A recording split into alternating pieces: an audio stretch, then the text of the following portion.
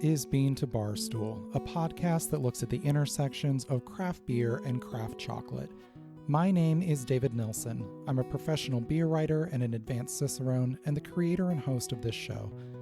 The music for this episode is by my dear friend, indie folk musician Anna P.S. You can find out more about Anna's music in the show notes or at her website, annapsmusic.com. You can find links and information about our guests in the show notes as well. I hope you enjoy this episode of Bean to Barstool.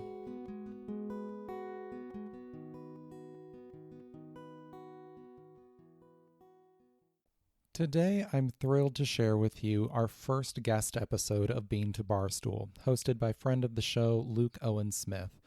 I interviewed Luke back in episode 37 to talk about beer and chocolate in New Zealand, and he's also shown up on the last couple year-end episodes to share his favorite beers and chocolates of 2022 and 2023. In the latter, one of his favorite beers of last year was Panina by Living Koko, a non-alcoholic beer made with cacao. I knew I wanted Living Koko on the show, and Luke seemed like the perfect person to make that happen. Here's Luke. Hi, my name's Luke Owen Smith, and I'm a chocolate and beer journalist, a chocolate judge, and an event organiser based in Wellington, New Zealand. For my first guest interview for Bean to Barstool, I caught up with Phoebe Preuss from Living Koko in Melbourne. Phoebe and her partner Glenn have been making great chocolate since 2014, as well as a range of other cacao-based products. I met Phoebe and Glenn in person for the first time at the Pacific Cacao and Chocolate Show in Auckland in September 2022, and shortly after that they launched Panina, a non-alcoholic APA-style beer that's infused with Samoan cacao husks. It's probably the best non-alcoholic beer I've tasted, and the addition of cacao gives it a lot of depth, complexity, body, and general yumminess.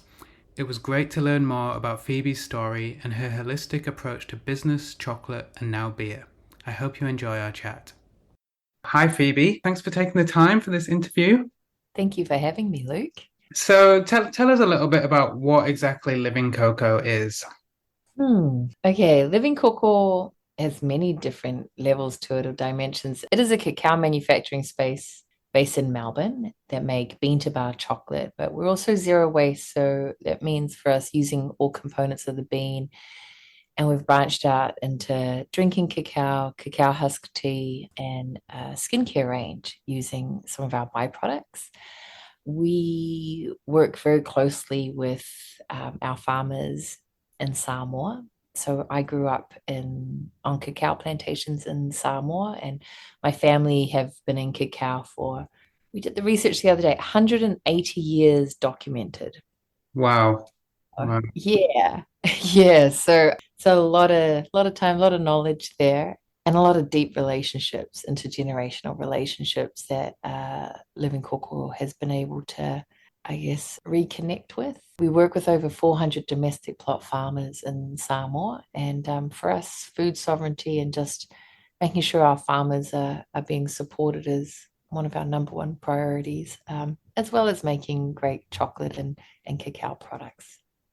Yeah, wow. So which part of the business came first? Did you start as making chocolate and then branch out, or was it always kind of this mixture of different things that you do? I think what came first was building our relationships or reigniting relationships first. So we weren't chocolate makers. I've always been, and also my post-grad studies are in community development. So heading back to Samoa, it was always a question of, well, what would we do to support our people back home, and to create a trade and not aid approach to whatever project we were going to activate. And what kept coming through from my elders and people within the community that knew my grandfather, it was always Koko. Koko's it. Even though I tried many different things, ideas, but it was always Koko. And so then from there, we took a couple of kilos home and we learned how to make chocolate. So Wow. where I think a lot of people come from the passion of being chocolate makers or pastry chefs. I had never worked in a kitchen in a commercial kitchen, except for maybe as a cleaner, in my younger days, trying to get through uni, but never as in like actually making food. So to go from I was running a lot of Indigenous art festivals in Northern Territory and here in Melbourne, and to go from running festivals and the arts scene to building a commercial kitchen and making chocolate and realizing the whole science behind it and everything. Yeah, it was a really turn for us. Yeah, that's a big change. Yeah, life change. Yeah. Yeah, yeah, amazing. And when did you start living Koko? I think I've been saying 10 years for the last 3 years. So I think we stood it up maybe 2014. We got the name registered, but it still took a lot of time, obviously, as because we weren't chocolate makers and didn't really know the industry, just to learn more and to build those relationships. So we probably started making products around 2016, and we had some business partners who were great, but after a couple of years wanted to move off and do other projects. And I guess, as we all know, with bean to bar chocolate, it's not a money maker within the first couple of years. Hmm. um, so I felt really tied to living Koko, probably because of just all the relationships we had back home, all the handshakes, promises, and things like that. I couldn't leave the project like our business partners did, and so we took on the manufacturing of the chocolate, uh, brought the whole facility from Mackay down to Melbourne, and yeah, and just learned how to do everything ourselves. Wow, wow. Oh, and when you say we, is that you and Glenn and anybody else? No, just myself. Well, was myself and Glenn for many years. Now we have two other staff members, one helping with our sales and another in the manufacturing space. And so now you source beans from, you said hundreds of sort of smallholder farms. How do you sort of find where to source your beans from? What's that process look like? Yeah, it's interesting. There's lots of different ways. They say the Samoan Wi-Fi is stronger than any NBN, and I don't mean the actual Wi-Fi. I mean the way we talk. Yeah. So I get messages probably monthly from on Facebook from our community back home, people that don't know me, they've just heard that Living Koko works with Samoan farmers. Mm, So people that may have 10 trees or 100 trees or, a few, and they're starting to fruit, will send me a message, and then I'll put them in contact with Savai Koko, which is Rosie and Salimua Vai. yeah, I went Um, there. oh yeah, yeah, that's right. Yeah. So a lot of the cacao gets, I guess, filtered through there to do the post-harvesting processes. Mm, Or if the post-harvesting process has been done within the village, then they do the checks to make sure that it's been dried properly and things like that. yeah. Yeah, so then we end up, purchasing, and Salimo and Rosie help us with the shipping of it here to Australia. Wow. During harvest time, there are like queues and like kilometers of people lined up ready to sell their cacao to that space. So yeah, it's a big community project. Yeah, would they be the biggest processors of cacao in Samoa? Mm, yeah, I think so. But I say that with some reservation. Like I've met a couple other really large cacao farmers, but Right. as in how many acres each has, I'm really unsure. Yeah, yeah. No, it seemed when I was over there, there was sort of quite a lot of people that just kind of had it in their garden and maybe weren't even really selling it, It's just kind of everywhere. A few times just sort of found some just selling it by the side of the road along with other fruit, And I just found that really fascinating. Yeah, it's interesting because it's so well, you can't find it in Melbourne or Auckland growing around, so it's quite a exotic fruit. But you're right, it's everywhere. And the German plantations at one point were coffee and cacao, and they covered nearly three-quarters of Samoa. Mm, So, a lot of those plantations are still there. A lot of them has been cut down, but there's trees that have been there for 50 to 100 years. Yeah. Wow. Yeah. So let's talk about Penina. Penina, am I right in saying launched last year? Was it like early last year? Yeah, it's been explosive. And so where did the idea for Penina come from? It started off with just us having an excess amount of cacao husk tea. And, we had been creating beauty products with the cacao husk tea, body scrubs and things like that. And then realized we were just making more than we could move um, in the channels that we had.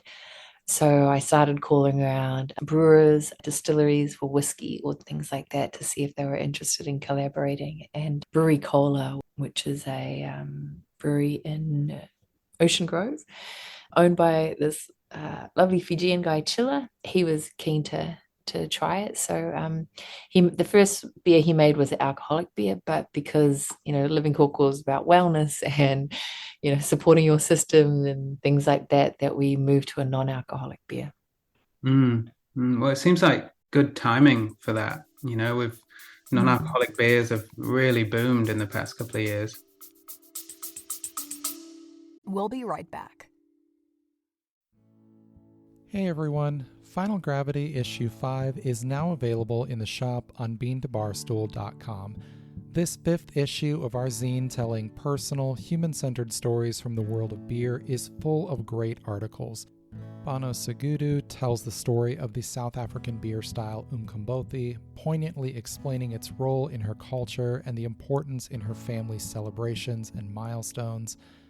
Maria Krugliak writes about discovering the Portuguese half pint after moving to Portugal during the COVID-19 pandemic. Amanda Bruns and Obakeng Malope discuss the water spirit Mamuhaswa and the collaboration beer they brewed in her honor. These and numerous other stories fill the 56 pages of this zine. We've expanded it and added a few features for this issue. It's full color, full of lots of beautiful photography and art. Definitely check this out. It's on beantobarstool.com/shop. You can purchase this issue or subscribe, and you can always support us on Patreon and get extra perks as well. Cheers.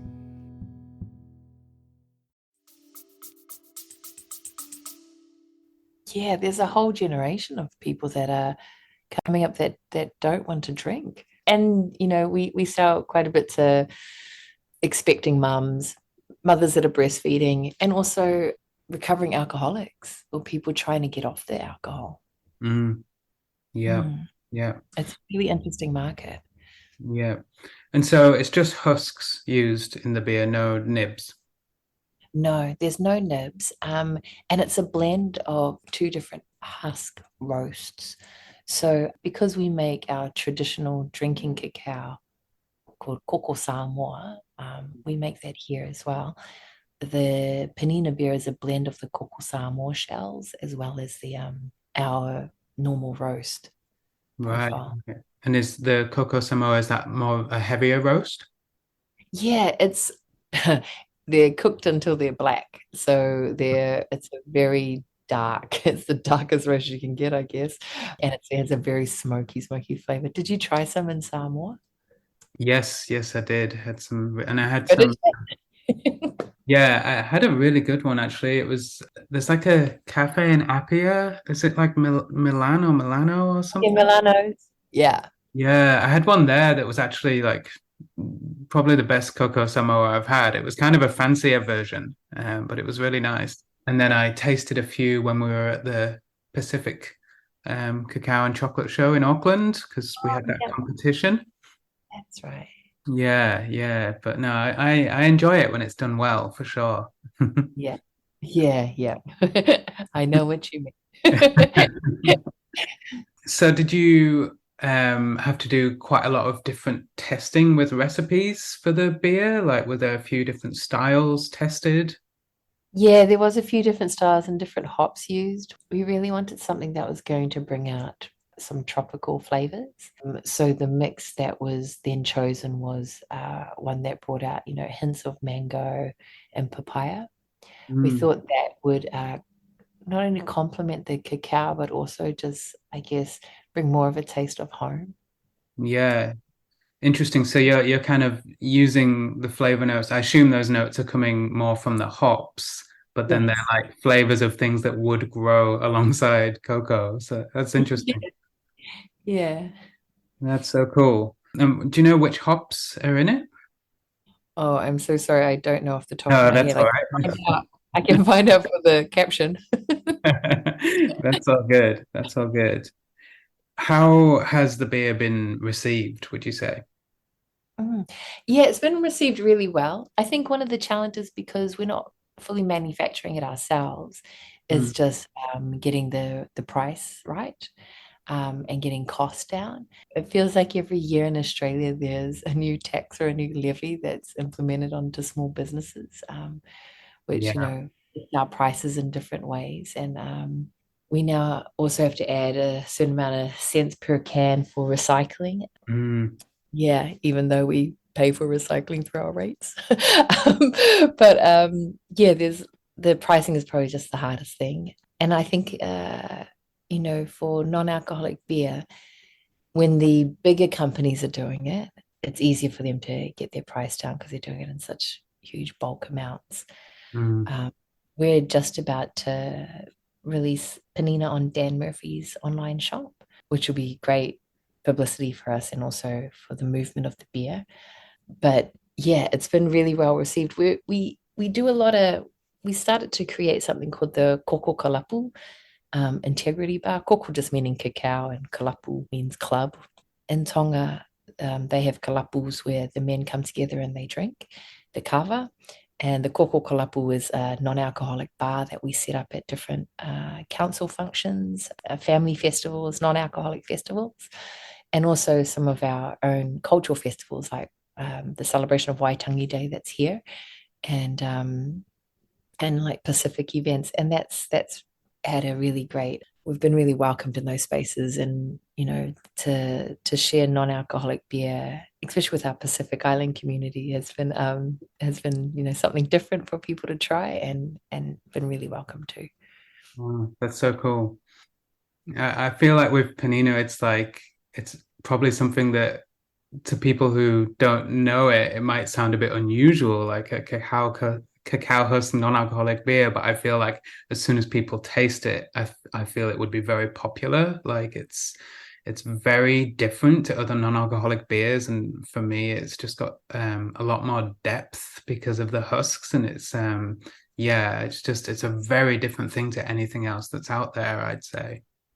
Oh, thank you, Luke. Yeah, I agree. It does have a depth with it, and I think the mix of the Koko Samoa husk has really added to that as well, the depth of that flavor. Mm. So with that, you had a lot of husks to use, and so now you use them in beer and various other places. Could there one day be a place where like the beer takes off, or some of your other products take off, and then you actually don't have enough husks for how much chocolate you're selling? Is it you have to find the balance, I guess. Yeah, it'll be a great problem to have one day. But I think with all small businesses, you just put out the fires as they come. Um, and I think I'll face that one when we get to it. Yeah, yeah, totally, totally. Yeah. Going back to the where you source your beans from, Yeah.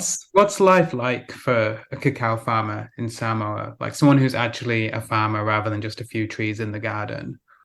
It's very labor intensive, especially if you're doing it from, with an organic mindset, and you want your land to be organic. There are farmers that do use chemicals in the islands, but it's about ensuring that the trees, when pruned, you have to prune like the middle section of the tree. So it allows the light to come into the middle of the tree. You know how usually the middle is the part that really shoots up with all the leaves and everything. You actually kind of cut that down, kind of like when when you're driving around and the trees on the side of the road in Australia and New Zealand are cut in the middle so the power lines can go through. Yeah. It's kind of like you go, yeah, now we have a visual. That's kind of what you need to do with your cacao tree. So there's ongoing pruning as well as weeding. As you would have felt, Luke, Samoa is a very extremely hot country. Yeah. And so waking up at like 4, 5 a.m. to to do a lot of the outdoor work, finishing up at 10 to or 11, and then, starting again in the evening of the day. There are no machines that can help with the harvesting of cacao, so everything is done by hand. Thank goodness we don't have to pollinate the flowers by hand like vanilla, but still, a lot of the other activities are done by hand. And then if you're fermenting and drying on your land, like that's another level of work that needs to be done, which does add value if you're selling it to, Rose, you're selling more, or if you're making your own Koko more, like obviously you're getting more money, but everything takes more time and energy. Yeah, yeah. And I'm interested in like the price of beans in Samoa. Like I've heard a little bit of stuff about that it's kind of like got its own little bubble economy compared to other similar places around the world because they have the Coco Samoa culture that beans are actually a lot more valuable within Samoa. Is that the case compared to, say, other Pacific Islands? Yeah, Samoa is a large, they consume more cacao than they export. Mm, um, because it's our national drink and is served in a lot of the cafes as well. So you're right, it is its own kind of little bubble economy when it comes to the cacao.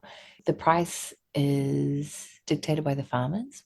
mm, And, for us, I think we're really blessed because we have the relationships with our farmers and the intergenerational relationships that my grandfather started in cacao. Farmers are really open to telling us the deeper challenges that are happening in the space. And so we have a better understanding as to why the price is increasing at certain times. One of the biggest challenges in Samoa and across many of the islands of the Pacific is the labor shortage. mm. A lot of our people are coming to Australia and New Zealand to work as seasonal farmers. Yes, I encountered that while I was over there. Yeah, big problem. Hey. It's hard. It's a massive problem and also a blessing in many people's eyes. My parents did it as well. They moved overseas for a better life. Yeah. Some of the challenges is, sometimes people don't come back. There's less people at home to work the land, and this is actually what affected the cacao exporting in the 60s and 70s is when there was a labor drain as people got called to New Zealand to work in the factories. Mm, So that actually stopped a lot of the exporting of cacao, and there's a lot of worry that it might happen again. yeah. But places like Fiji, from what I've heard, Fiji has stopped the seasonal working scheme for their people.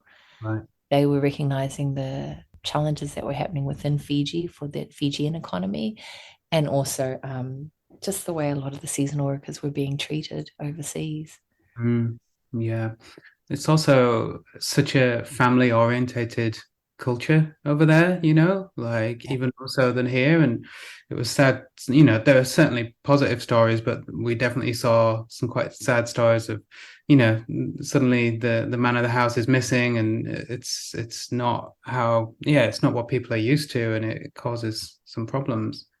Oh yeah, well, I guess similar to the mining boom here in Australia, where people were away for weeks at a time and then coming back for a couple of days, it definitely destroys the family fabric and creates a lot of drifts within families, and a lot of loneliness, a lot of families created overseas as well, and yeah, it's and then also for what I've also heard is for a lot of some of the men that come back, you've just gone on a massive overseas experience.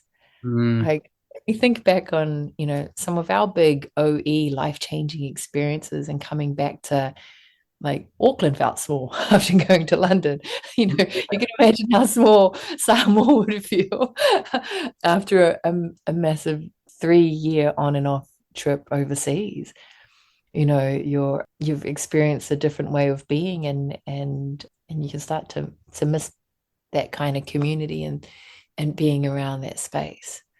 So yeah. yeah, there's a lot of even depression for people that are coming home that don't quite know how they fit back into society. Yeah. Yeah, for sure. And then in terms of bringing the cocoa over to Melbourne, is it quite tricky sourcing from Samoa, would you say? We definitely give them a lot of notice. So, because we know how what timing is like back home and Mm, how slow things can move. So we definitely give 8 to 6 months notice mm. for an order for a container. Yeah, right. The sourcing has become a lot easier going through Salemore and Rosie at Savai Koko. Prior to that, we were getting it from individual farms and going through another wonderful organization called WIBD, Women in Business. But the challenge was just having a consistency to the quality of beans and exporting. It was a very new kind of stem for WIBD. So, there was lots of learnings in place for it. But now going through Solomon Rosie, you know, been they've been doing this for generations, their family. Yeah, his father and grandfather were exporting to Europe. So yeah, there's a lot of knowledge there being handed down. Nice, amazing. And so since you started Living Cocoa, I imagine you've seen the chocolate scene in Melbourne and Australia change quite a bit, would you say? Oh yeah. Yeah, it boomed and then it's kind of falling away. First there were hardly any bean to bar chocolate makers, and then it felt like everyone was doing chocolate. I think we were blessed in that way because we sold beans that we were able to connect with novice bean to bar chocolate makers. And then COVID changed a lot.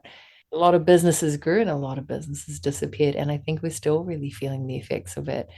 Our business grew during COVID, but literally as soon as the shops opened, at the end of what was it, 3 years? I can't remember now. I tried to block it away. Yeah, as soon as the stores opened, everything, like I think we lost like 60% of our sales. Wow. So Wow. then it was a huge rush to, or how do we get out into the retail space? We had grown our B2C, and so now how do we grow the B2B? It's a whole different style of selling and a different strategy of marketing and things like that we're kind of learning. And we've just over, I think this year have climbed back up to where we were Mm. just as COVID ended. But it's it, you think you've got a great agreement happening, and you realize you can't put all your eggs in one basket. Mm. You yeah, like we lost a couple of white labeling agreements and then realized, oh, that was our bread and butter. Yeah. and, and that was a consistent bread and butter agreement. Ah, okay, dang. But yeah, just growing our retail space and trying to find distributors around Australia and New Zealand. Distributing in Australia is it's quite difficult to find a distributor. They're very jam packed with products, and chocolate is very competitive with pricing. There's also other brands that are on the scene that are talking the talk, but not necessarily walking the walk. But talking to the talk with the cheaper price point, gets the sales and gets the shelf space. Yeah. There was a great bean to bar business, Bird Snake, who Yeah, I saw he stopped. yeah. And that was because there's another brand out that, again is talking the talk, but at such a cheap price that they literally can't be walking the walk. But I won't mention names on that. And they've taken like 60% of the shelf space from most bean to bar chocolate makers that were in, your local IGAs or retail stores. That's sad. That's sad. Yeah. Yeah, it is sad. It's tricky with what you're doing is it's so like vast and holistic, and there's so much more to it than just that product on the shelf. And it's Yeah. like once people learn that, they'll be like on board for life probably. But like conveying all of that with just your chocolate bar on the shelf is difficult to do. Yeah, it is really difficult. Even just trying to find the right words at the back of at the back of a label to explain everything that you do is difficult. Yeah. So yeah, so people, interest rates are up. Cost of living is really high, especially in Victoria. I think governments are trying to claw back a lot of the money that was given out during COVID, and chocolate definitely becomes like the luxury item that a lot of people don't buy. Not like me and yourself, but other people, the other people of the world. Yeah, yeah, for sure. No, it's the same over here. It's tricky time for craft chocolate, I'd say, but I think it's just about riding out this period, and I'm sure things will pick up again at some point. Yeah, yeah, yeah. I'm sure they will. They always do. Yeah. Hey, and just one last question, Phoebe. What would you say, what's the story that Living Koko is telling? Oh, that's a good one. I think Living Koko is telling a story about well-being and about well-being, not just for us and our bodies, but also for the planet and for our community, and showing that you can respect all spaces and still create a quality and great tasting product. It's a full holistic approach to well-being. You can learn more about Luke and Living Koko in the show notes. Thanks to Luke for hosting today's episode, and to Phoebe for coming on the show. Be sure to let them know you enjoyed their conversation. Thanks to all of you for listening. I hope you enjoyed this episode of Bean to Barstool.